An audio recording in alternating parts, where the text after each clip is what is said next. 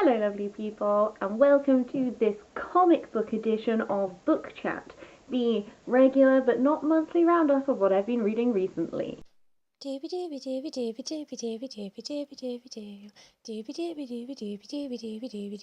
Vlogs. I am a grown-ass woman. I have a job, I'm on my afternoon off from my job, I pay bills, all of this stuff, and yet I have just finished eating some ice cream. I'm about to talk about comics, and I'm wearing a velvet headband, which reminds me that though the 90s have ended, they live on in my heart. So I feel slightly like a giant kid. So I'm feeling the pep today, and I want to talk about a bunch of comic books that I've read recently. If you watched my Thought Bubble haul, you will recognise a lot of these, but there are some other ones peppered throughout. So I'm just gonna get on with it. First up, I'm going to talk about The Girl in the Glim by India Swift and Michael Doig. This was adorable. My friend recommended this to me, he said that I would love it, and I really did love it. Our main character is called Bridget. She's just moved house, so she's starting a new school. Everything is as terrifying as it is when you are the new kid in the new school. And this is the first volume of this. Well, not first volume, first issue, if you will. And this sort of sets everything up for what's to come. It takes us through, we really get to know Bridget. She's utterly delightful. I think she's such an endearing main character. You know, she's just this kid who is dealing with normal kid stuff, like starting a new school and stuff like this. And there's just these delightful little moments, like, you know, she's meeting the new class, and she's stood there terrified, and then she imagines in her head, like, what inner Bridget would do is be really cool and come out with all these zingy, like, catchphrases and stuff. But then what actual Bridget does is just be quiet and terrified and go sit at the back of the class. And it's all these little moments like this just make you, like, just fall in love with her. She's such a compelling heroine. I'm not really going to say anything about how the Glim comes into this, because it's so good. But suffice to say, I'm really excited for the rest of this to come out, and I'm absolutely going to be buying it and reading it because I'm hooked and I need to know what else is going to happen. Next up is The Ink Witch by Izzy Ward. I, again, thought this was lovely. This is a self-contained story, so it all happens in here. It's just a delightful, queer little love story. You've got asexual representation. You've got amazing tattoos that move and all this stuff. I think I did briefly talk about this in the Thought Bubble haul video on my thoughts on it, but I will reiterate. This is fabulous. The art style is gorgeous. It's all, you know, it's not colour, but it doesn't lack from that. It just is delightful. I'm just flicking. I'm just reliving. It's just a small snippet of delightfulness. Another Thought Bubble haul. There's only two more after this. But another Thought Bubble buy was issue 1 of Brigante by Chris Moll, Melissa Trender and Nikki Fox Robot, which is all about the Celtic goddess Brigante, who is sort of locked in this eternal ongoing conflict with this figure, where, like, neither one can destroy the other without destroying themselves, but somehow Brigante ends up, like, traveling and coming through to our world. And it was a lot of fun. It's full of a lot of, like, gorgeous, like, Celtic mythology and stuff. It has that, there's always something compelling about someone not of this time trying to exist in this time, because there's so many weird things about, like, our reality. That sounds weird. Suffice to say, although this is only the first issue, so obviously it's only the little teaser of what's to come, I'm definitely really interested in what's to come, and if you're someone who's interested in Celtic mythology and likes comic books and stuff, I think this has the potential to do some really cool stuff. Final thing that I got at Thought Bubble is Skies of Fire. I'm keeping it in the wrapping. I can't remember to get it out, and it means you can see the really cool little seal. Can you see it? I don't know. This is by Vincenzo Ferriero, Ray Chu, Pablo Pepino, Brian Valenza, and Nick J. Shaw. This was as great as the person who enthused at me about it told me it would be. It's all this steampunk world where you've got airships and stuff. So far, I've only got the first 2 issues. There are more issues out that we will be buying and reading. But so far, I've got, like, just enough.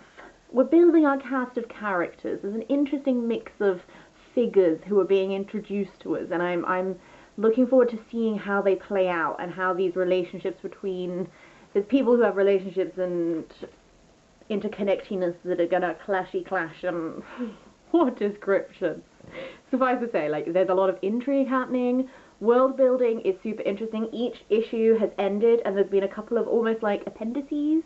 So there's been like a newspaper, like front page from the time, so you can get a sense of like just fleshing out this world, bringing more into it. Some sketches, they've done some really nice ways to like incorporate all the people who like funded the comic into the comic, all stuff like this. It's just really, I can see how this series is going to just build up this world, and I'm really excited to explore more of the world because I've been given they've given us little like touches of what's to come, but so far I'm getting this sense of this steampunk, these airships.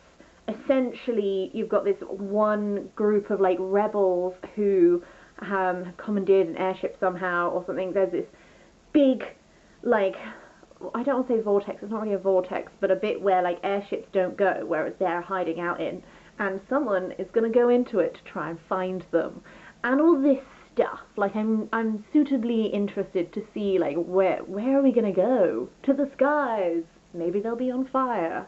Who knows? Okay, I have two more things to talk about. They have both been lent to me. First up is the Anthology Project. I think this is volume 2. Yes, this is volume 2, which has been put together by Sam Bradley, Joy Ang, and Nick Thornborough. This, as it would suggest, is an anthology of various comics, so I'm just going to talk about a couple of comics in this that I really enjoyed, because as with all anthologies, it was a mixed bag. There were some that I really liked, there were some which I didn't care for, quite frankly. Ones that I really liked were Nocturnal Meatness by Andreas Schuster. Is all about this strange little turnip who really wants to find some meat. And I know that sounds weird, and it is weird, but just, it was really funny, and like where we went with it, I want to read more of them. I don't know if he's written more of them. I haven't had like a Google yet, but it was like that perfect thing where you're like, what? Under the Moon by James Walsh was had a nice little twist to it if you're reading it. And Hello by Katie Shanahan was a delight, like a wordless delight, very much all taken through via the image of what is happening, no text, but just absolutely delightful. By far my favourite of the collection, though, was The Seven Windows by Emily Carroll, which is utterly beautiful. This is my kind of art. It's the type of art which I look at and I'm just like, oh yes, give me more, yes please. It's also got this wonderful, just like, you know, I'm all about these stories where like princesses save themselves and do stuff like that. Like, I'm a walking cliche, I love that shit.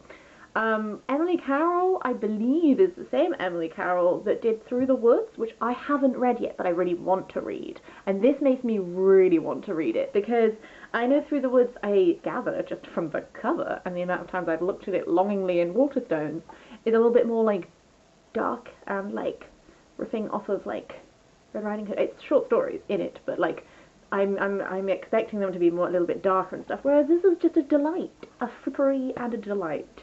So that was fun. We are going to end on what is technically like one universe, but also 3 comics / 2 focuses. That was such a stupid way to describe it.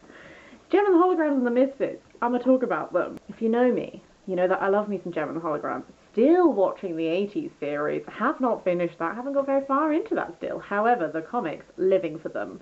So, I'm talking about the 4th collection, Enter the Stingers, and the 5th collection, Truly Outrageous. Because this is midway through a series, I will be suitably vague, so that if you have read them, you'll get a sense of what I'm talking about, but if you haven't read them, hopefully I'm just going to like whet your appetite. So if you don't know who Gem and the Holograms are, it's based on the 80s TV show of the same name, whereby Jerica, her father owns Starlight Music Industries, and he dies, and then leaves her this amazing program called Synergy. who can create holographic stuff. So Jerica begins a double life as Jem, lead singer of the Misfits. Not the Misfits. I fucking love the Misfits, guys. Lead singer of Jem and the Holograms, which is a band she formed with her sisters. And this comic series is a wonderful exploration of that universe. Did you see how big that hand movement was? That's how enthusiastic I am about this. This is, in my opinion, one of the best examples of taking something and rebooting it and doing it super well, because what were characters who were quite flat a lot of the time in the 80s show, it takes a very long time for Shana and Aja to develop any personality beyond being in the background. Whereas in this, it takes lots of stuff from the show, so there's so many references to the show and things that happened in the show, but it does them in such wonderful ways.